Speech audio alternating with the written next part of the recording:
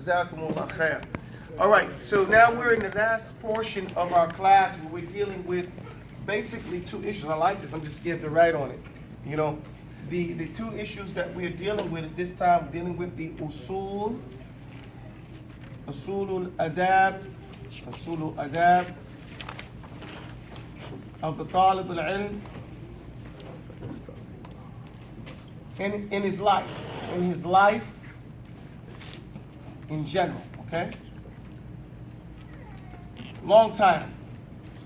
So why do we call it the usul? Since it's the last issue, the usul adab. Because if we were to study the adab of the talib al-ilm just itself, and when we talk about talib al-ilm, we're really just talking about a person, a human, okay? How a person's supposed to be, how a Muslim's supposed to behave in general. We mentioned usul, meaning the fundamentals of that, because if we were to get involved in studying it in detail, it would take us months. And we want to do it in a brief time and get you a piece of it. Assalamu alaikum. So, if we get a tip of it, then that should be enough to keep us going. Does that make sense, everybody? Nah. I want some loud. I need some energy. Is that something? No. Okay. Alhamdulillah. Rabbil Alameen. So, in this topic, we're talking about two things here. Over here, first and foremost, we're talking about Ibadur Rahman. Ibadur Rahman. And so this is a description of the slaves of Allah, right? And number two, we're talking about if, which is also a description of how a person should be. Now, some people, they said to me, not you guys, but they said, hey, Abu Toba, why are you using something like if? It's written by a kafir. Get my point? Mm-hmm. Why would you use that type of stuff? Plus, we see in your class you're doing a lot of this stuff on how to be a better person, you know, self-help stuff. And I said, well, how are you talking to me on the phone? Why are you using the phone? Why are you using an iPhone if you don't want to use stuff from a kafir? If you don't want to use the modern techniques and stuff, why you got clothes on? Why you eat with a spoon? You guys get my point? No. Everything that we do is in the most modern and technological way. We find the ways we drive cars and stuff. Islam is not against. Okay. Islam is not against technology or learning and using scientific methods. Throw that to her, please. Scientific methods to do things in a better way. Does that make sense? No. Also, we find that this is the sunnah that we see even our scholars today. They teach from the Quran and Sunnah, and they give examples in the language and in the culture that they're dealing with. Okay? Every science in Islam has a poem of it in Arabic. Okay? Every single science. Sulam al-wusul ila ilm al-tawheed wa ittiba' al-rasul. It's a nice long poem by Hafiz al-Hakami in just Aqidah. You know, Ash-Shatibiyyah. And this is a poem on the 7 qira'at, and it's considered the most studied poem in Islam. You get my point? So every science you can name, you can bring a poem. Alfiyat ibn Malik, and grammar, and these things like that. And we can go on and on. Waraqat, you know, and these things. So anyway, alhamdulillah, the poems are there so that you can remember it, and make it easier for you to nawuluhu, to eat it and embody it and become part and parcel of your thinking process. So, Ibadur Rahman, this is going to come out of Surah Al-Furqan. And if it's going to come from Rudyard Kipling. Now, who's ready to recite? Abdul Alim, my man. Come on up. I want you to get on the mic and get a world a chance. From here or No, from up here. Oh man, okay. Now you know I'm gonna stumble now. Nah, that's the point. Put me on blast. See, no, it's not on blast. In reality, when we were growing up, we were taught to make presentations, right? No. Yes or no, guys? No. And this is to train us so that as going through life, you're always going to have to present your ideas and articulate yourself in a way that people can understand, and that takes practice. We've gotten so laid back, everybody stops and put their hands on. When I was teaching in Islamic school, I was under a professor, his name was Dr. Jitmu, Abdul Mun'im Dr. Jitmu. He became famous about 2 years ago, maybe 3 years ago now. His son was murdered delivering pizza. And he used to be one of my students, okay? And they killed him for the pizza and the money. And he went to court and he forgave the boy in the courtroom, okay? The young man that killed his son. And so they put it on YouTube and everything like that. Dr. Jitmu, when he was our principal, he would not allow us to let any child put their hands on the wall. No one could lean on the wall. You had to stand up. Get my point? This was not even allowed. Leaning. Why? What does this have to do with education? Leaning. Yes, sir. You're not paying attention. You're losing focus real quick, right? And so you relax. And this is the Muslims' major problem, or people in color in general. Always relaxing. Oh, always thinking, we got it. Oh, we're so good. We got this. We don't got to work hard. And this becomes problematic for us. Does that make sense? All right. Represent. Or as they used to say, make it plain. أعوذ بالله من الشيطان الرجيم بسم الله الرحمن الرحيم. Bear with me, Sheikh. No. Come on over here. You ain't even on the camera, big bro. No, not for a con. Go ahead. Recite the poem, If, by Rudyard Kipling. By Rudyard Kipling, right? If you can keep your head when all about you're losing theirs and blaming it on you. If you can trust yourself when Hold on, stop. So get your fingers out your ears, big brother. Oh, man. If you can trust yourself when all men doubt you and make allowances for their doubting, too. If you can wait and not get tired of waiting, or lied about, don't deal in lies, or hate it, don't give way to hate it. But yet, don't look too good, nor talk too wise. If you can dream and make dreams your master, if you can think and not make thoughts your aim. Help them, guys. If you can meet with triumph and disaster and treat those two imposters both the same. If you can bear to hear the truth you've spoken, twisted by knaves to make a trap for fools. If you can watch everything you gave your life to, broken, and stoop and build it up with worn out tools. If you can make one heap of all your winnings and risk it on one turn of pitch and toss, and lose and return to your beginnings and not breathe a word about your loss. If you can force your heart and nerve and sinew to serve your turn long after they're gone, and so hold on to there's nothing, because there's nothing in you except the will that tells them, hold on. If you can talk to crowds and keep your virtue, or walk with kings and not lose the common touch, and foes or loved ones can never hurt you, and all men count with you, but none too much.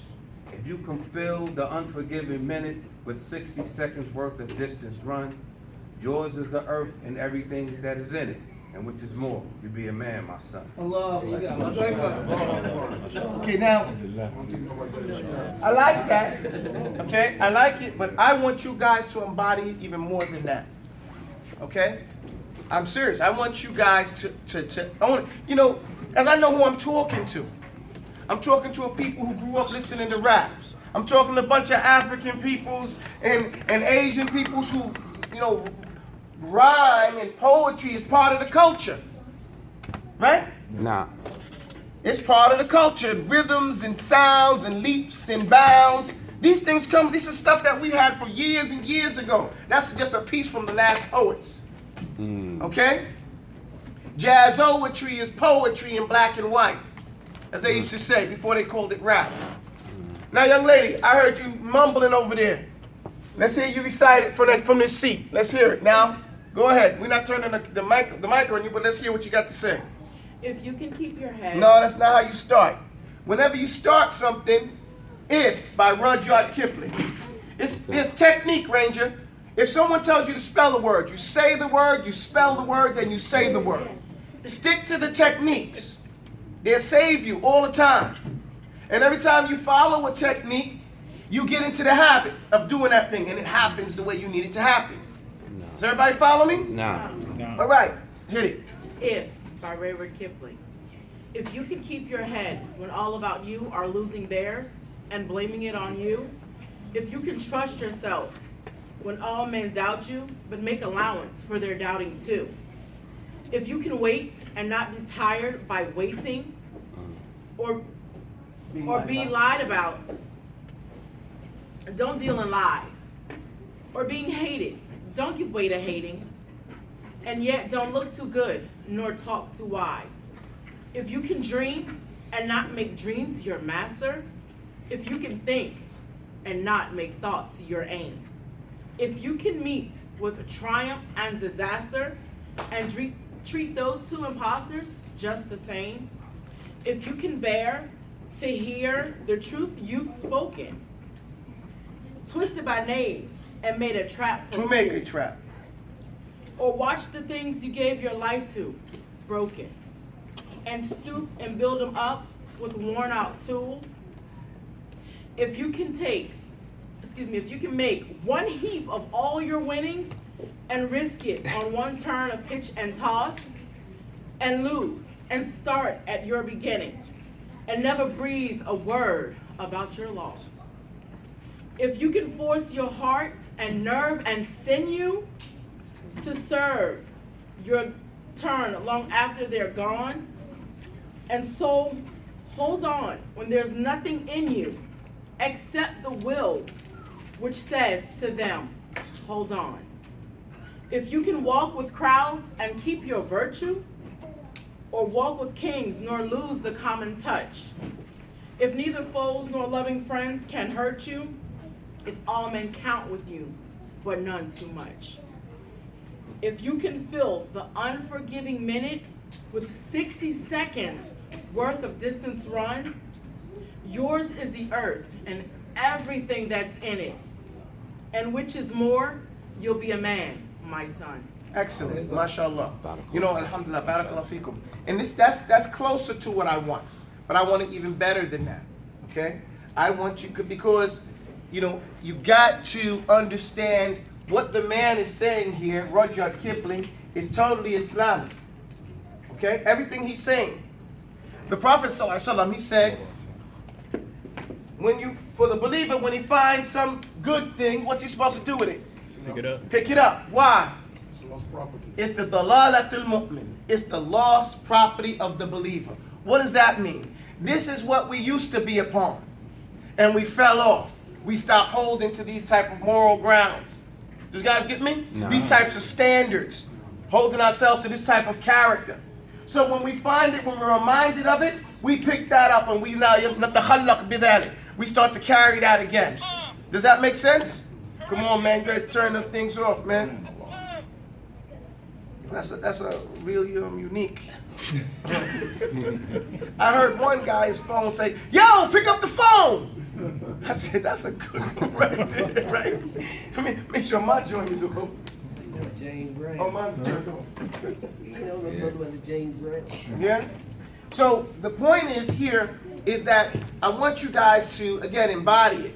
Give me the first line. Everybody, read it to me. If you can keep your head all about you. Keep going. Blame it on you. That's only one line. That one line is with front and a back. We call it a sadr wal ajz. If you can keep your head when all about you are losing theirs and blaming it on you. If you can trust yourself when all men doubt you, but make allowance for their doubting too. If you can wait and not be tired by waiting, or being lied about, don't deal in lies, or being hated, don't give way to hating, yet don't look too good or talk too wise. You hear how I'm putting that to you? No. I want you to embody it. Okay, wa alaikum assalam, Sheikh. And we know how that's been. You gotta keep your head when everybody else is acting ignorant. And you want to smack the taste out their mouth, right? But you can't. You want to go crazy, right? And in fact, on top of it, what makes it worse, they blaming you for their ignorance, right? No. So if you can keep your head, and why are you keeping your head? What's the Islamic rule here? Because there are rights and there are limitations to everything you do in the world. And there's even the street used to teach us this. Just because they act like fools don't mean you do. Right? Right. Right. Just because they act up don't mean now you go act up. You don't have a right to do that. Also, why don't you have a right to do that? I'm saying, what are you worried about? Isn't Allah al-adl? No. Isn't Allah just? No. Then he says, لا أضيع عمل عامل منكم من ذكر أو أنثى. He says, I'm not going to waste even one act, one deed of anybody. عمل عامل منكم. Either ذكر أو أنثى. Okay, either one. You guys get my point? Either male or female, nobody's going to lose nothing. I look at it like this, like there's a camera on you, and you're getting paid for everything you picked up. The camera's recording it. You're going to pick everything up, right? You're going to make sure you don't miss nothing. But if the camera's not there and it's just, okay, in general, you clean up the room, you get a payment, it's going to take you all day to get it. Your pay ain't going to change, right? No. So Allah is Alim, wal Khabir. He knows everything. You're not going to lose nothing. You're going to get everything you got coming to you. That's why you can live to that idea. Keeping your head when all about you are losing theirs and blaming it on you. There's going to be a day where everything will be made clear to them. I ain't in no rush. I know it's going to go down correctly. I will be vindicated. Does that make sense? No. If you can trust yourself, when all men doubt you, but you make allowance for their doubting too, why do you trust yourself? Because Allah told you what? إِذَا عَزَمْتَ فَتَوَكَّلْ عَلَى اللَّهِ. Allah tells you when you make a decision, when you decide on something, throw all fear to the side. You got it?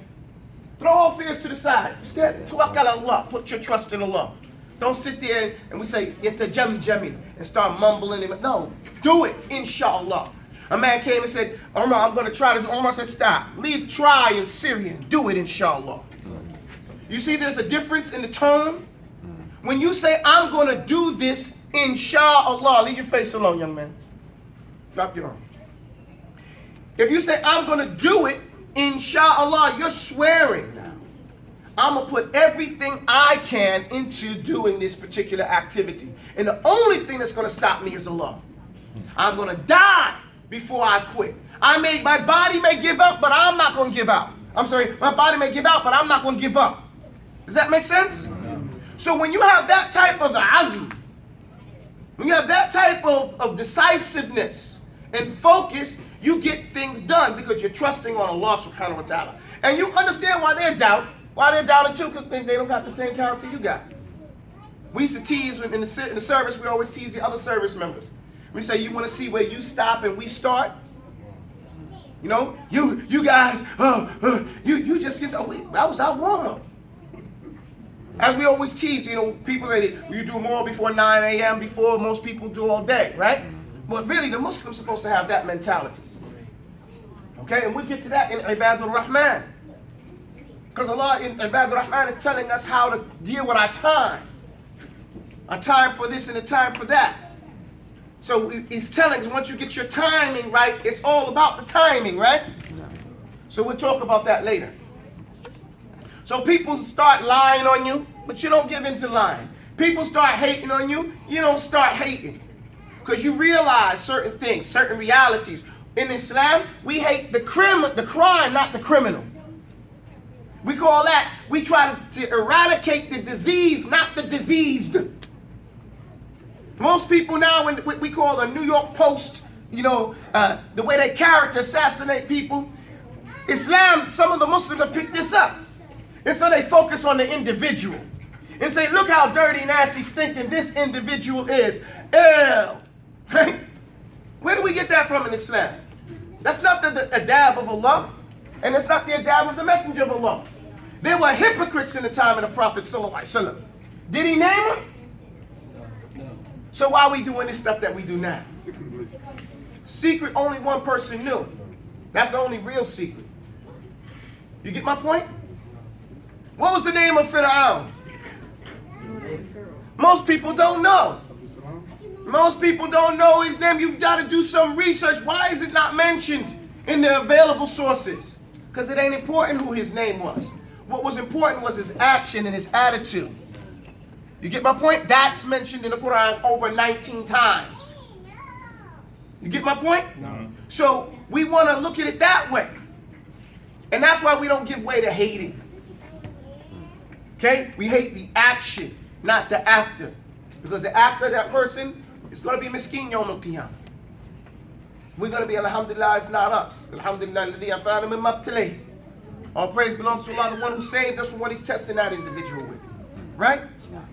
And if he doesn't have basira, if he doesn't have the vision that Allah has blessed you with, then that's another reason for you to be grateful, not to be focusing on that other individual, but to be grateful that Allah has blessed you with something that other people haven't got. Right? وَفَضَّلَنِي عَلَى كَثِيرٍ مِّمَّنْ خَلَقَ تَفْضِيلًا. This is what you're supposed to say when you're driving down the highway and you see somebody broken down, or you see anybody having a fitna that Allah saved you with. You're supposed to say, Alhamdulillah, alladhi afani. All praise belongs to Allah, the one who saved me from what he's testing these other people with. Mimma btalayhim.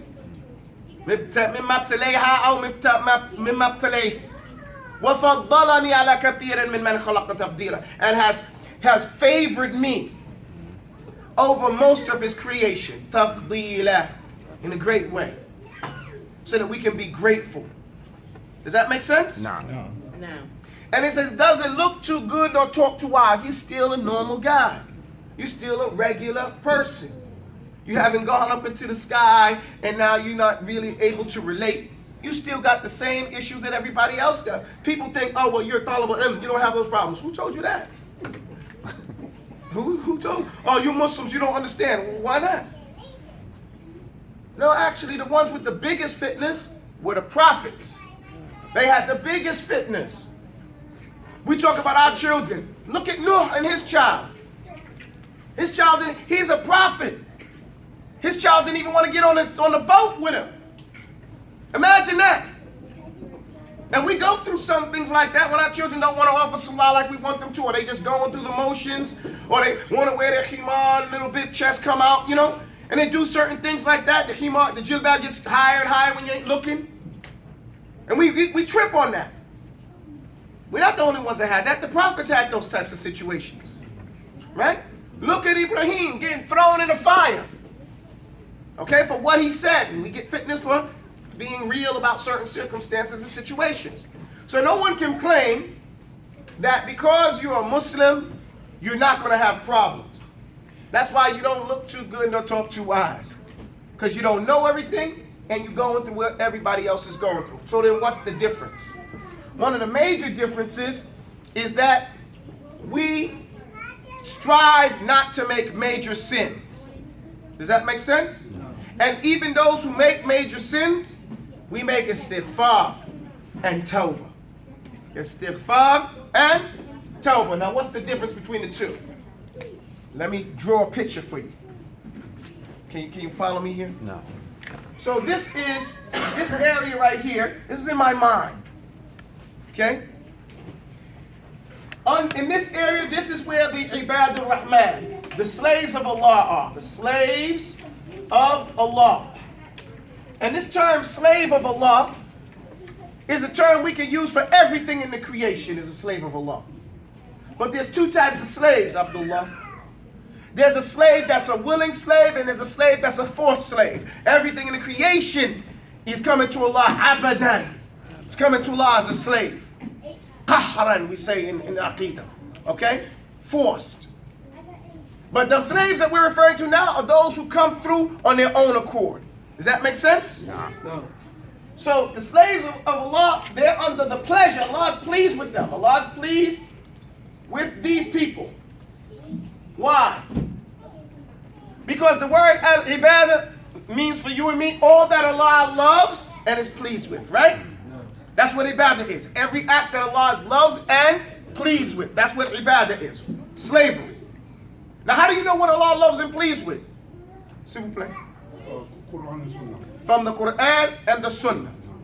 I can't say, well, I think Allah would like it if I, smack somebody. They say the road to Jahannam is paved with good intentions. I thought it was a good idea. No, that has to follow an example in the Quran and the Sunnah. Everybody follow me? No. So everybody here is openly obeying Allah. These are all the people who are openly and privately obeying Allah. What happens, let's think this is a stage, this is a high position, okay? Because these are slaves of Allah. This is my mental world. Now someone is disobeying. When they disobey Allah, they now remove themselves on their own accord. They jump off the stage, okay? Because they want to do something else, and now they're over here. Now this individual is over here doing, this is in the disobedience of Allah.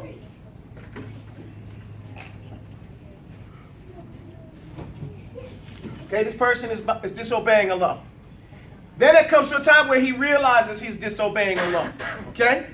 And he wants to get back on the stage. What's the first thing he has to do? Tawbah. Nope. Istighfar. What is istighfar? The word istighfar is from the word ista. Say ista. Ista. And ghafara. Ghafara. Okay? Ista is to seek. Seek. To seek. Okay? Ghafara is from the word ghafur. Ghafiru dhanbu wa qabil tawbi shadidul iqabi dhut tawl. Right? So Allah shows that here, al-ghafara is forgiveness. Okay? So he's seeking forgiveness from Allah. So imagining here that he wants to get back on. What does he need first? Permission. You get the point? No. He needs permission and acceptance, and that's what the istighfar is. Please forgive me, right? Please allow me back on the stage. Does that make sense, everybody? Nah. Let me get back on the stage, please. And then when Allah gives him permission, that's called tawbah. Then when he goes back, now he's back on the stage. Now does he physically move and go back? No, but the word tawbah means taba. He turns around, right? He went back. Taba, tawbatan. Okay? Taba yatubu. He went back. Let him go. Let him go, Akhi. Let him go, Akhi. Let him go. That's okay. They're quiet a little bit. Get closer and fight. Don't get too far away from each other. Don't make no noise. So, and I don't want to hear nobody crying. Away from the ladies, over there. So, you guys get the point? So this istighfar is to get permission to get back on the stage. That's what the istighfar is for. And the tawbah is when now he makes that mental move, okay? He's thinking, okay, may Allah forgive me. And then he makes that mental move. And now he says, now I'm back in position. You get my point? No. He says to him, I'm back in position. I'm now, and how is he was back in position? Now he started to do the things. Show your obedience. How do you show your obedience? In word, in deed. What happens though, people want that istighfar, but say, but I'm not ready to get on the stage yet. Let me stay. Come on, turn it off, guys. Hit your volume. Just hit your volume. Yeah, hit your volume. Unless you a doctor, man, turn the thing off. Man. I got the ring off. No, that's not gonna stop that, though. What you need it on for? What you gonna miss? What's that? The phone? No, the phone, man. I turn my joint off. I get like hundreds of calls a day. You know, turn the things off. It's easier, guys. You know, and that's our problem too. We don't want to listen. You know, everybody got to do it their way, and I'm picking on him. You know, because the same thing happens in the salah too. We say turn the phone off. 5 minutes. Not me. Everybody but me. And then all throughout, they call this rule the rule of, and it's a military rule. It's the rule of it's just one flower, just one rose. And they tell a story, like an Aesop's fable, about, let's come to get it from Kalila wa Dimna. Everybody know those famous, that's from famous Alif al-Layla wa Layla. What's it called?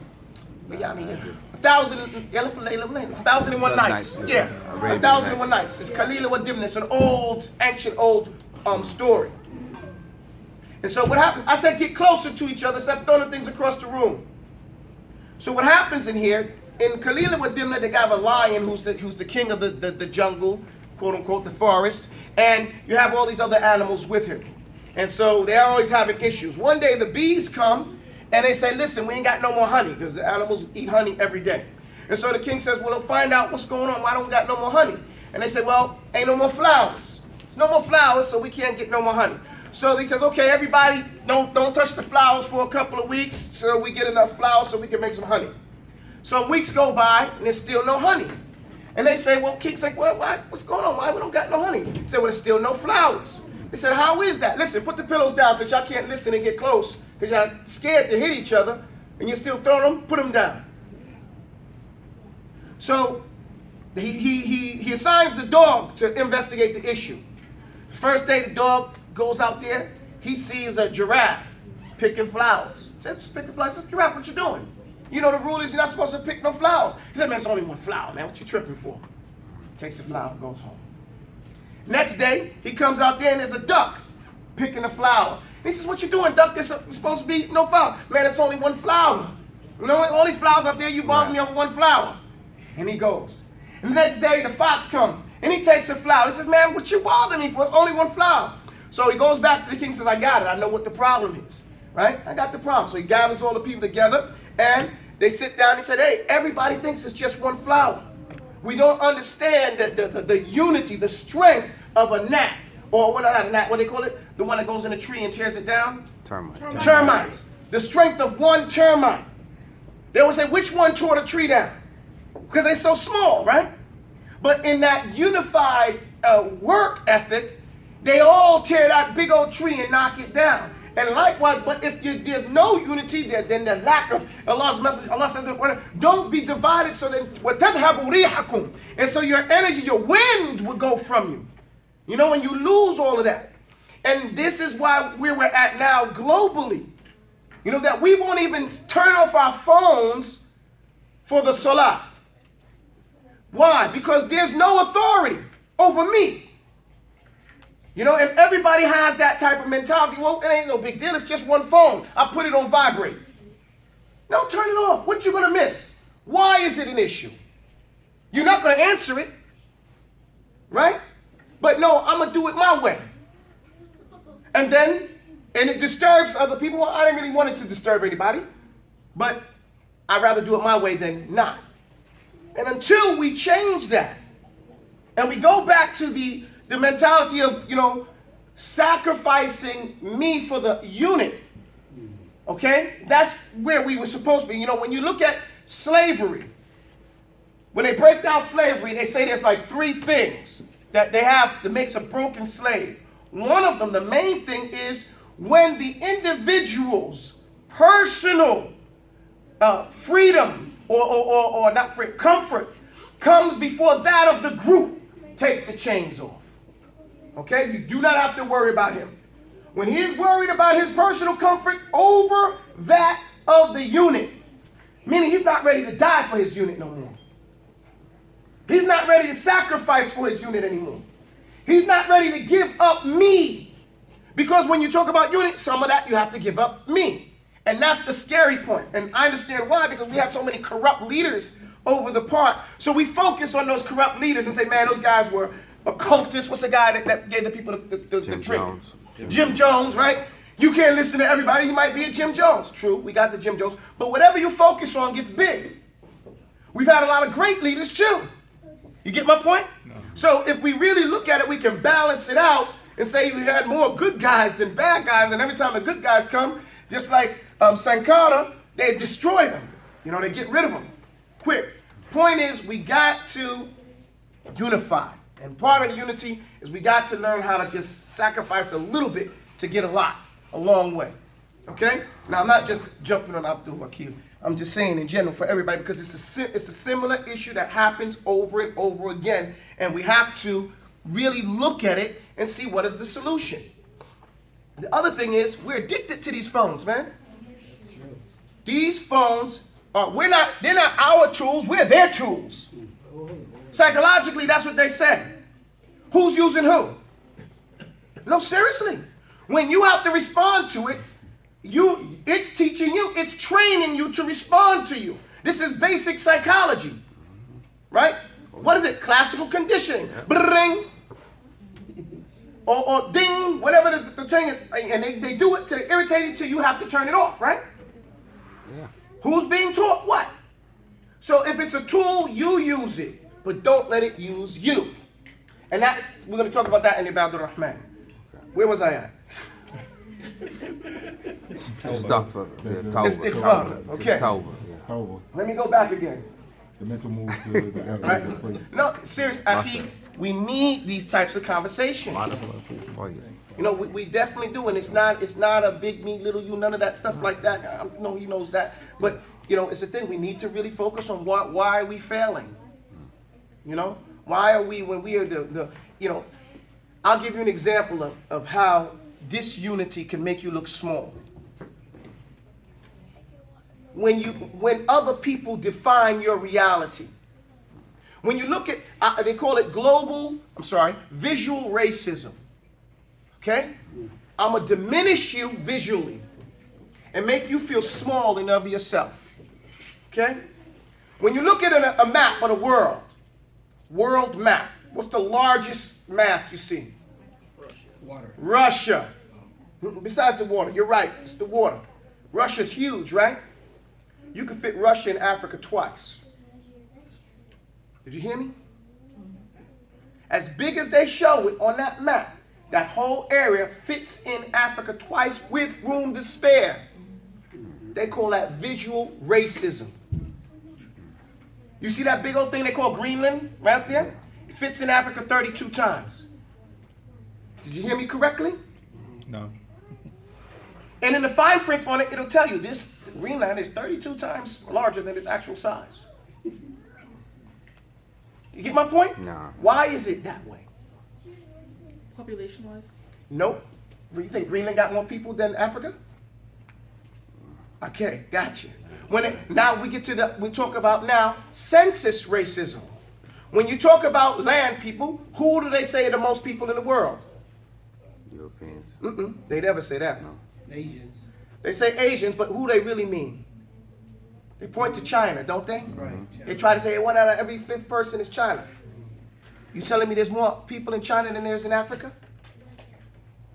I'm asking you. That's what they're saying. No, they're playing games. Because again, you could fit China in Africa too a couple of times. A couple of times. Now, you're telling me Chinese families are larger than African families? Our average lady got about 5, 6 children. And she ain't trying. Seriously. You get my point? Nah. Where in the average Asian family, it's like 2. Really, it's about 2.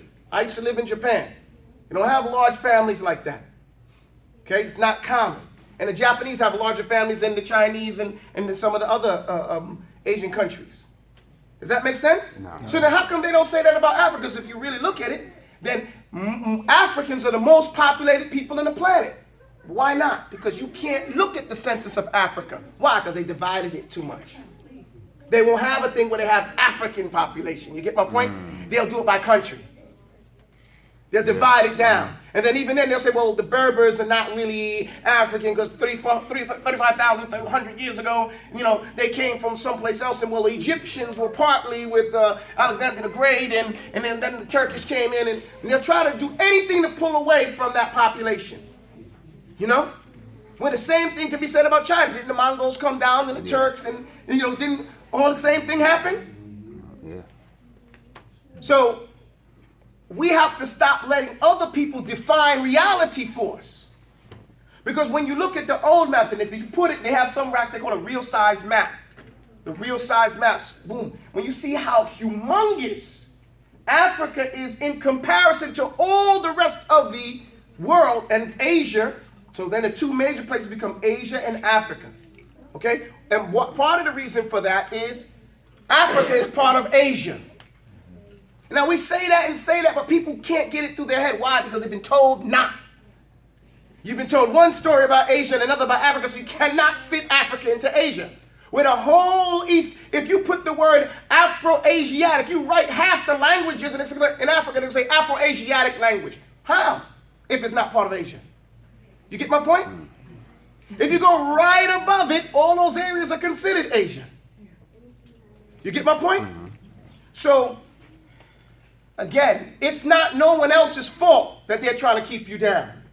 It's your fault that you allow them. Does that make sense? As one sheikh said, how long you been free? Okay? When did you get independence? Well, then act like it. And that means you don't have to get permissions. You don't need nobody to tell you. You go and find out for yourself. But what's been told to you is you're insignificant. And your past is insignificant. And you wasn't nothing but dog mess before we came. So why you want to find out about that? Right? And so you don't. My history starts with independence. Or my history starts with the French or with the British or with the Portuguese or with the... No, that's not where your history starts. That's just a blip in your history. You know, and that gives more dignity and character to the story. You know, the Chinese don't stop with... They don't start their history with the Mongol invasion. Billions of their people were killed as well. They tell you what happened before Han Dynasty, 200 years before BC. They deal with Genghis Khan and the Manchus and everything, and they keep on going. And that's where it's supposed to be. And we have to get to that point of dignity, because Allah subhanahu wa ta'ala has taught us through the Sharia what are the 5 objectives of the Sharia. First of all, what's the first story in the Quran? Why is that important? Why is it that as you start reading the Quran, the very first story is the story of Adam? Your origin. So what is it? Is there a message in that your beginnings are important? You get my point? No. We got to just not read it, but we have to understand the objective of the speaker. You know, and then put it in some workable, practical context. Your story is important. What gets my ire all the time when I deal with so-called African American thing is oxymoronic. You know, African born in Russia does not think he's an African Russian. He says he's an African. You get my point? The only reason we use that term African American because we don't want to be associated with as an African. So our own racism is in there. You get my point? But talking about this same issue, we've been talking since I was a kid, since the 80s and on up, when rap was going on, knowledge of what? Self. But you ask the average African in the United States, oh, knowledge of self? Okay, then what are you? Half of them might tell you they niggas. No, seriously. Half of them will give that derogatory statement about themselves. Others will say they're black. There is no ethnic group called black. You get that point? That's just plain ignorant. Literally. And then others will say, I don't know. And some will say, I don't care. Why? Because I believe that it's insignificant. Well, what does that mean? If my past is insignificant, what does that say about me, Abdullah? What's the understanding about that? Sorry? Well, yeah, you're lost, but if my past is insignificant, then I'm also insignificant. Doesn't that hold to bear? No. We don't want to say that, but that's what the psychological conclusion of 1 + 1 in the whole determining factor. That is an Islamic issue. Why is that an Islamic issue? Islam has come to preserve, protect, prioritize, respect my need, my mind, my wealth, my honor, my lineage, myself. So Islam has come to preserve and protect, prioritize, make certain things, give them primacy, right?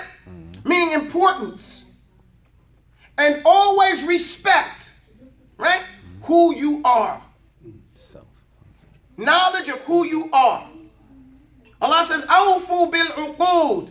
Fulfill those obligations, those familiar obligations that have been set upon you. Your ancestry, your heritage. Why? Who did you get it from? Allah. Okay? He gave you, Allah says in the Quran, He brags about it. I gave you those colors and those tongues. I made you those different ethnic groups and identities. Lita'arafu.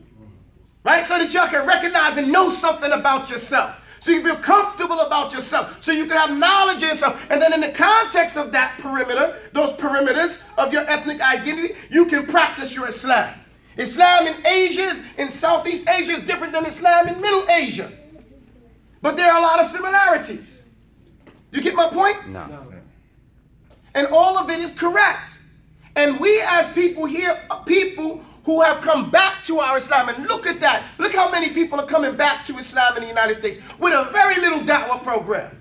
This points to, and this story has to be told by us.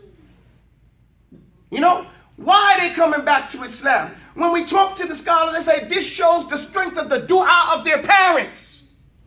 Their ancestors, those people who came, who 80% of the people that came up were enslaved, and they made dua for their children, and we are receiving, we are directly the answer of that barakah. Why do we strive for Islam? Ain't nobody sit out there coming to us, tell you come to Islam, but that is put in your heart by Allah. So your story needs to be understood, and you first and foremost need to understand it. So not so you can be arrogant, but you can have some dignity about yourself. And carry yourself with something. Of course, you've been told you ain't nothing. So that why you can't keep somebody whose father was an architect enslaved. He's not going to be pleased with that situation. You get my point? No. Because he's going to say, man, my father was an architect. I can build. That's me. I can do that. My mother was an educator. Oh, she was with Nana Asma'u.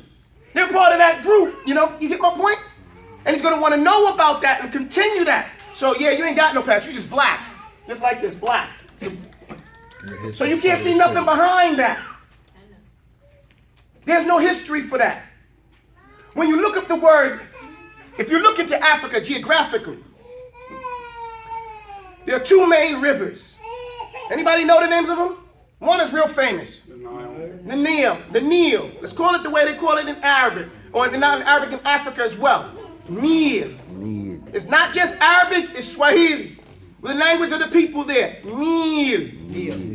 What do they call the other river that we